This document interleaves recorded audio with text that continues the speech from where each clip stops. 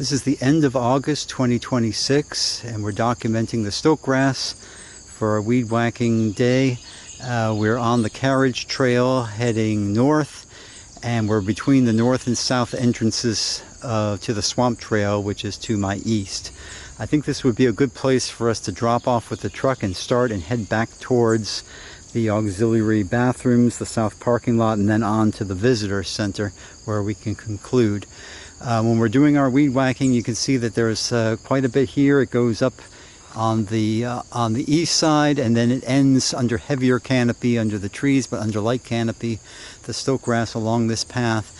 And of course the path is quite a vector for spreading seeds, as well as the fact that it's a hill and it's going to roll downhill as the seeds are waterborne. So we'd like to go ahead and hit the trail on both sides as we go.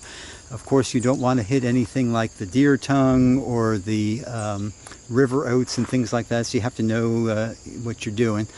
But anyway, we're going to continue here and attack both sides of the trail, and we're heading north. Now you're going to see in here we can also come into some of these glens a little bit off the trail and then stop once you start getting towards the germander and the lizard's tail that are there in the swamp that are successfully competing. And you'll also see ferns, and we're at the end of the season for it, but there would also be quite a bit of skunk cabbage in there.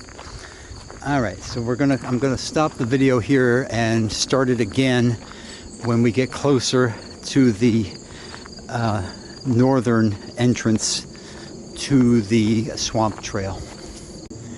You can see that there's quite a bit here as we head north along the carriage trail. Here, heading north along the carriage trail, you can see that someone has put down quite a bit of herbicide in a string. I don't know the reason for it. It might be because they were working on the underground sewer system connector, but who knows. Anyway, if it was for pests, for the stiltgrass, it doesn't really make much sense. I mean, this makes no sense. Why have a swath of dead stiltgrass and then have all this healthy stiltgrass, which is going to put out billions of seeds all around it?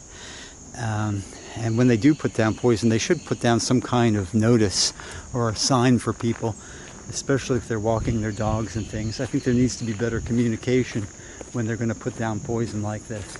Okay, we're heading towards the entrance to the swamp trail. Now you can see that when you get into the glen here, there's going to be beyond it, you can see all the lizard's tail in the swamp.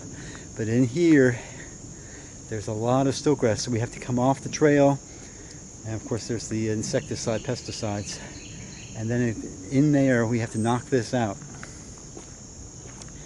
And then you can stop where the stiltgrass is being outcompeted. Okay, here's the entrance to the swamp trail. This starts my area, which is bounded by Old Dominion Drive to the west, and the south parking lot to the north, and the carriage trail. And you can see there's a lot more poison in here that they put just along here. But you can see that beyond the poison, I already had the stiltgrass controlled. And in fact, you know, I've got things competing. So, you know, it doesn't make a whole lot of sense why they do that. It looks like some of the healthy plants that were competing are now dead here. But anyway, so here we go. We're going to continue. Now, as we head here up along the carriage trail, you're going to see some pockets in here of light canopy, and there's a lot of swaths of heavy infestations of stiltgrass. So we should come in at different junctures off of this trail, because the trail's looking really good up here. We've got a lot of Virginia jump seed and stuff competing, and it looks like everything's fine if you actually look at the trail. But if you come off the trail just into that hollow right there, right before you get into the pawpaws, which are under light canopy, you're going to see a lot of stiltgrass in here right off the trail. If we could do this first course before you get into the heavier trees right in here, it would do a lot of good.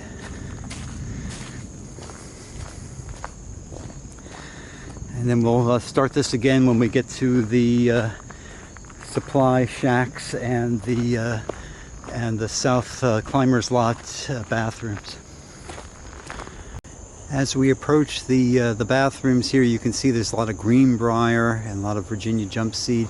Things are looking pretty good in here, but as you get down to the supply shack down here, all along the terminus here of the old carriage trail and heading towards the south parking lot, we should take out all this here along the trail, right here.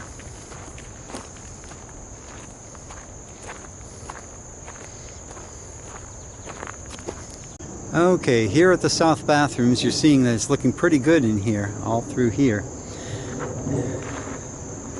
Now, this looks grim here on the other side of the bathroom, but we can't come in here with weed whackers because there's too much native stuff in here and there'd be too much collateral damage. What you have to do with this is just come in here before it goes to seed and manually pull out the stiltgrass between all of the other stuff you want to keep. So we just can't hit this one with a hammer. It's got to be with a scalpel. So we're not going to touch this area in here. In some of these areas, we're just not going to be able to use a weed whacker because there's just going to be too much collateral damage.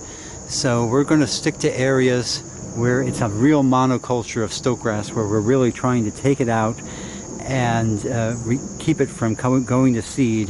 And if that can be done a couple of years straight, then there'll be noticeable attrition. There, that's a little better.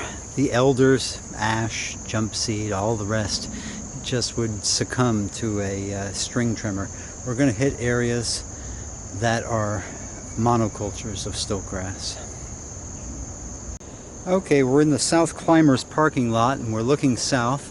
This is an area that we first hit last year during our short session. And you can see there's already a lot less Japanese honeysuckle and stiltgrass, which were the primary invasives in this area. Now you see competition. You're seeing ashes, brambles, and things like that, maybe some jump seed. If we come in here, if we knock it out again, and we're halfway careful not to hit none of the other things that are finally competing, we'll be in much better shape. Let's go and look at the other side. We're going to head up through the parking lot and we're going to start heading up the hill towards the gate and the visitor center.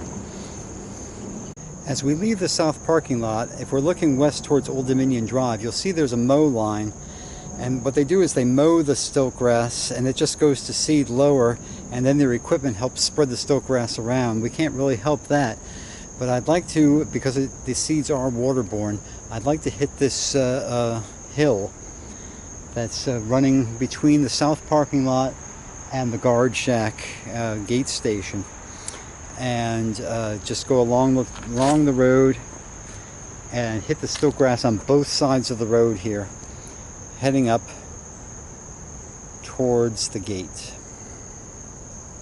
Good thing this is going to be a 2-day session, I reckon.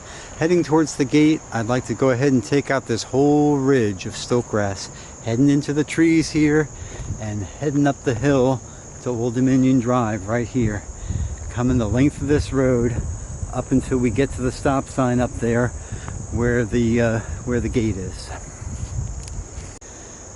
Looking at the gate, you can see a lot of stiltgrass here up on this knoll. We should take this out and then go to the other side of the gate and start working along Old Dominion Drive on both sides, leading into the park. And I think that's more than enough for our 2-day session. That should probably conclude the scope of what we're going to do on this 2-day excursion for 2026. So here you can see from the gate along Old Dominion Drive on this hill until you get up to the heavier tree canopy. There's a lot of stiltgrass here coming into the park. This would be a great way to finish up day 2, is to take this stiltgrass out that's right here. And when you're taking out the stiltgrass, be sure to also take out all this beefsteak perilla. We're having a real bad year for it, and it should be easy to knock down at this point of the year, and it's not going to come back and produce seed at this late juncture. Also under canopy, you're going to see a lot of wavy leaf basket grass under all your weeds, so pay attention to that too.